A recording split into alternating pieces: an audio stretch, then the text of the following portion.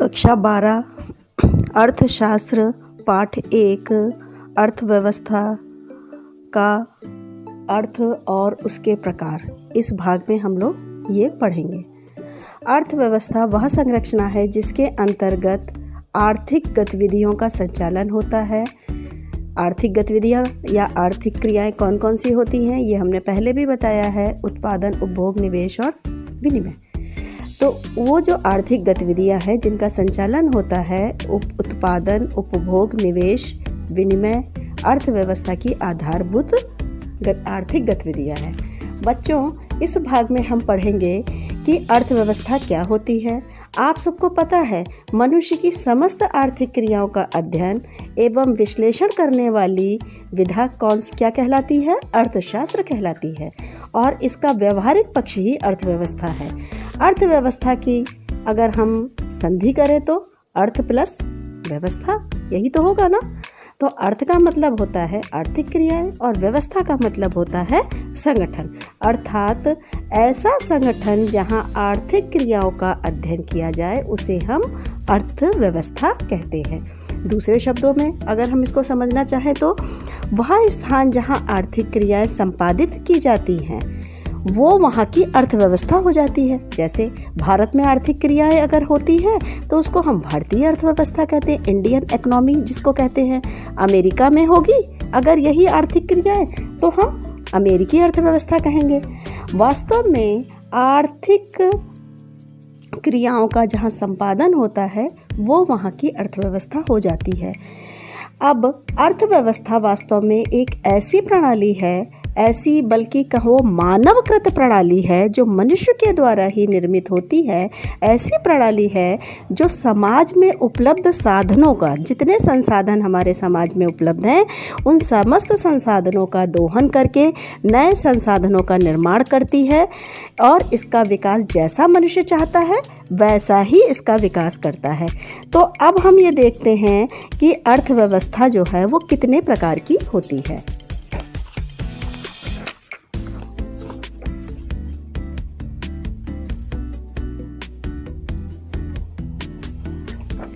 अर्थव्यवस्था जो है वो दो प्रकार की होती है, स्वामित्व के आधार पर, विकास के आधार पर। विकास के आधार पर विकसित अर्थव्यवस्था, विकासशील अर्थव्यवस्था और अल्प विकसित अर्थव्यवस्था। आपके कोर्स में इस समय पूंजीवादी स्वामित्व के आधार पर है तो हम स्वामित्व के आधार पर ही समय समझा देते हैं। स्वामित्व के आधार पर अर्थव्यवस्था 3 प्रकार की होती है, पूंजीवादी, समाजवादी और मिश्रित। तो पूंजीवादी अर्थव्यवस्था में क्या होता है कि अभी आपको बताते हैं। पूंजीवादी अर्थव्यवस्था एक ऐसी अर्थव्यवस्था होती है जिसमें उत्पादन के सभी संसाधनों पर जो स्वामित्व है वो उसके संचालन करता है और उस पर उसका नियंत्रण जो है वो निजी उद्योगपतियों के हाथ में केंद्रित होता है। फिर से पढ़ते हैं। पूंजीवादी अर्थव्यवस्था एक ऐसी अर्थव्यवस्था होती है जिसमें उत्पादन के सभी संसाधनों पर स्वामित्व, उसका संचालन और उस पर नियंत्रण निजी उद्योगपतियों के हाथ में केंद्रित होता है। इसे हम बाजार अर्थव्यवस्था भी कहते हैं और स्वतंत्र अर्थव्यवस्था भी कहते हैं। इसमें सरकार का कोई हस्तक्षेप नहीं होता, इसलिए ये अहस्तक्षेप की नीति पर भी आधारित है। इस व्यवस्था को शुरू करने का श्रेय जो हमारे अर्थशास्त्र के जनक हैं, कौन है? Adam Smith. ये व्यवस्था उन्होंने ही स्टार्ट करी थी।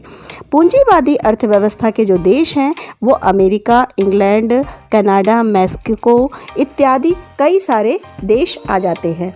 अब पूंजीवादी अर्थव्यवस्था की विशेषताएं भी बहुत सारी हैं कि जैसे पूंजीवादी अर्थव्यवस्था की सबसे बड़ी विशेषता है कि उसमें किसी प्रकार का आर्थिक योजना नहीं होती है। कोई भी आर्थिक योजना उसमें किसी प्रकार की नहीं होती है। पूंजीवादी प्रणाली व्यक्तियों की स्वतंत्रता पर आधारित होती है, जो स्वतंत्र क्रियाएं होती हैं उसी पर ही आधारित होती है। इस अर्थव्यवस्था में उपभोक्ता की समप्रभुता होती है, यानी उपभोक्ता ही की इच्छा के अनुसार ही कार्य होता है। पूंजीवाद में सभी लोग अपना व्यवसाय चुनने की उनको स्वतंत्रता भी होती है। और इसमें व्यक्ति को अपनी संपत्ति रखने का अधिकार होता है और वो अपनी संपत्ति को अपने उत्तराधिकार के रूप में अपने बच्चों को देता भी है। इसमें उत्तराधिकार का भी उसको अधिकार होता है कि जो कुछ हमारा उद्योग है, जो भी कोई इंडस्ट्री है, वो हम अपने बच्चों को देंगे। और ये स्वतंत्र अर्थ बाजार प्रणाली है, ये हमने आपको बता दिया। अब इतनी अच्छी प्रणाली थी तो इसमें इतने सारे गुण तो हैं, लेकिन इसमें गंभीर दोष भी हैं। जैसे पूंजीवादी अर्थव्यवस्था में समाज में धन और आय का वितरण जो है वो असमान होता है। यानी जो उद्योगपति हैं वो अपने लाभ कमाने के लिए बहुत सा अधिक पैसा उनके पास होता जाता है और जो मजदूर वर्ग है वो गरीब से गरीब होता जाता है। यानी इस व्यवस्था में धनी तो अधिक धनी और निर्धन अधिक निर्धन होता चला जा रहा है। इससे क्या हो रहा है कि वर्ग संघर्ष उत्पन्न हो रहा है, जिससे समाज में औद्योगिक और सामाजिक क्रांतियाँ उत्पन्न होने लगती हैं। इस व्यवस्था में जो है वो विज्ञापनों पर बहुत जोर दिया जाता है। यानी हम अपनी चीज़ को इतना एडवर्टाइज़ करें कि हमारी चीज़ सर्वोपरि हो, तो विज्ञापनों पर इतना पैसा व्यय होता है कि लोग प्रतिद्वंदी हो जाते हैं और इसी प्रतियोगिता में आगे बढ़ते हैं, जिससे धन का पैसे का बहुत ज़्यादा लॉस होता है। इसमें भ्रष्टाचार भी पनपता है।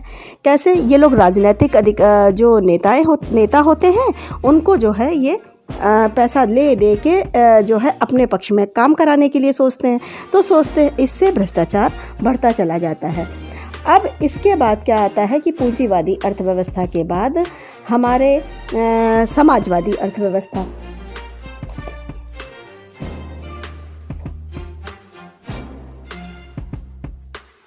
समाजवादी अर्थव्यवस्था एक ऐसी अर्थव्यवस्था प्रणाली है जिसमें उत्पादन के सभी संसाधनों पर सरकार का स्वामित्व होता है और अर्थव्यवस्था के सभी आर्थिक निर्णय जो है देश की केंद्रीय नियोजन के द्वारा लिया जाता है। अब जब पूंजीवादी अर्थव्यवस्था आई तो उसके बाद समाज में थोड़ा असंतोष होने लगा। रूस में क्रांति आ गई और उस क्रांति के लिए ये हुआ कि नहीं, अब कोई उद्योगपति का हमारे उस पर कोई मतलब केवल एक अधिकार नहीं होगा, बल्कि समाज जो है वो हमारी समाज यानी हमारी सरकार यानी हमारी केंद्र जो है इस प्रणाली को चलाएगी। तो इस तरह की व्यवस्था आई तो ये समाजवादी अर्थव्यवस्था कहलाई। इसको केंद्रीयकृत नियोजन प्रणाली भी कहते हैं। यह अर्थव्यवस्था जो है कार्ल मार्क्स के विचारों के अधीन आई थी। ये कार्ल मार्क्स विचारों से प्रभावित थी। यह अर्थव्यवस्था चीन, उत्तरी कोरिया, रूस और क्यूबा आदि में आज भी है। अब ये व्यवस्था का आने का एक मुख्य कारण था पूंजीवादी अर्थव्यवस्था को दोषों को दूर करने के लिए ही इसका उदय हुआ था। यह व्यक्ति की अपेक्षा समाज को अधिक महत्व देता था। इसका प्रधान उद्देश्य पूंजीवाद को समाप्त करना था, क्योंकि पूंजीवाद ही सामाजिक असमानता, अन्याय के लिए उत्तरदायी थी। समाजवाद में उत्पादन के साधनों पर समाज का अधिकार होता है, अतः इसका संचालन सरकार के निर्देशन में ही किया जाता था। अब इस समाजवादी व्यवस्था की विशेषताएं भी थी। तो इसकी मुख्य विशेषता यह थी कि उत्पादन के सभी साधनों पर व्यक्तिगत स्वामित्व जो पूंजीवादी अर्थव्यवस्था में था वो इसका स्वामित्व हटाकर सरकार या समाज के स्वामित्व में होने लगा और भारतीय समाजवादी अर्थव्यवस्था एक निजी क्षेत्र नाम मात्र हो गया। अब समाजवादी का एक मुख्य उद्देश्य था कि इसका एकमात्र मुख्य उद्देश्य यही था कि सामाजिक परिस्थितियों की असमानताओं को दूर करना। जो समाज में वर्ग भेद उत्पन्न हो रहा है ये असमानताओं को दूर करना। अब ये आता है कि इतनी अच्छी अर्थव्यवस्था है और सब कुछ है, आखिर फिर ये क्यों नहीं फेल हो रही है? क्यों फेल हो रही है? क्योंकि समाजवादी अर्थव्यवस्था में भी बहुत सारे दोष आ गए थे। समाजवादी अर्थव्यवस्था में भ्रष्टाचार को प्रोत्साहन मिलने लगा था। संपूर्ण अर्थव्यवस्था का संचालन नियंत्रण सरकारी कर्मचारियों के हाथ में होता था और वो अपने अधिकारों का दुरुपयोग करने लग गए थे।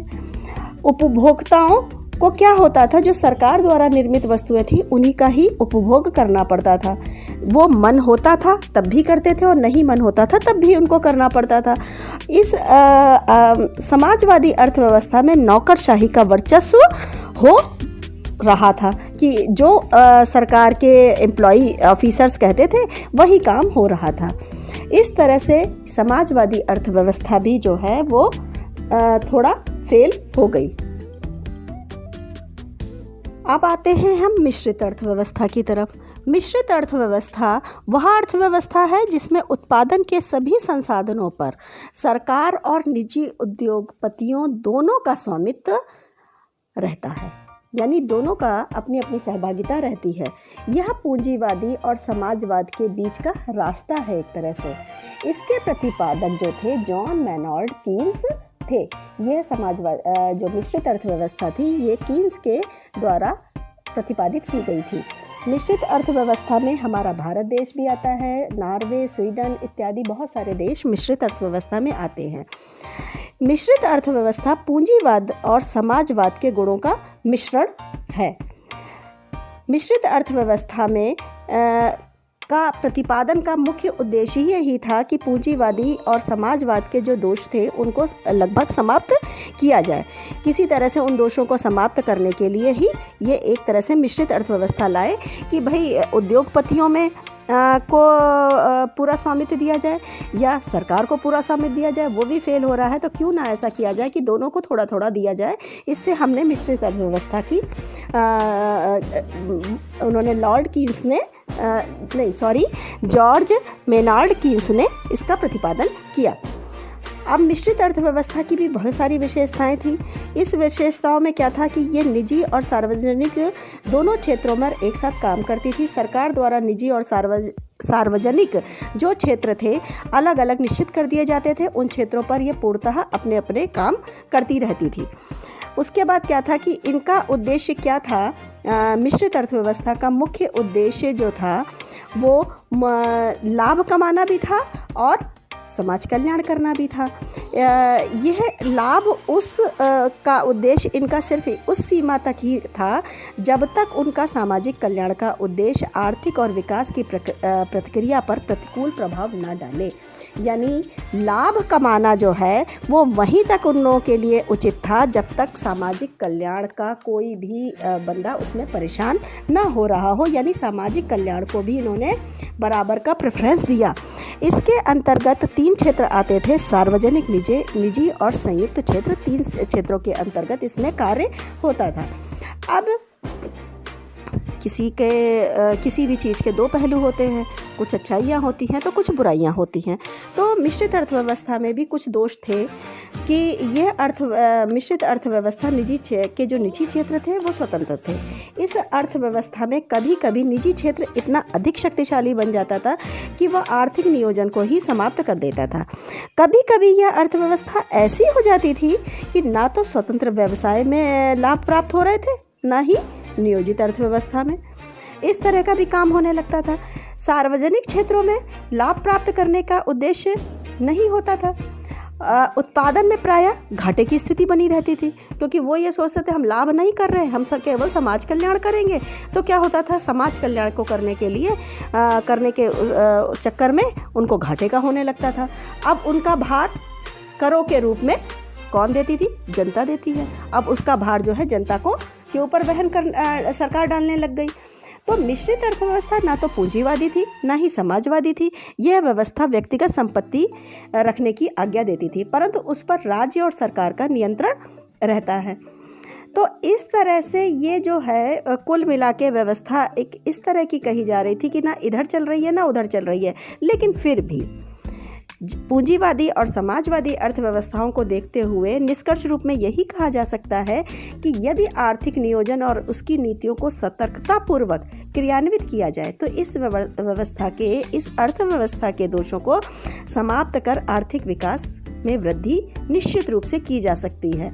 वास्तव में अर्थव्यवस्था के माध्यम से हम क्या देखते हैं कि कोई भी अर्थव्यवस्था है उसके माध्यम से हम ये देखते हैं कि जो हमारे असीमित आवश्यकताएं हैं, हमारी आवश्यकताओं की कोई सीमा नहीं होती है, असीमित आवश्यकताएं हैं, उनको सीमित साधनों के बीच में कैसे खाई पाटे उन दोनों के बीच में, ताकि उपभोक्ता को अधिकतम संतुष्टि हो, उत्पादक को अधिकतम लाभ हो और समाज का अधिकतम कल्याण हो। इस तरह से हम ये देखते हैं कि तीनों अर्थव्यवस्था में हमारे देश में एक मिश्रित अर्थव्यवस्था है, जो कि सरकार अगर ढंग से नीतियाँ उसमें बनाती है तो हमारा देश ज़रूर तरक्की करेगा। Thank you.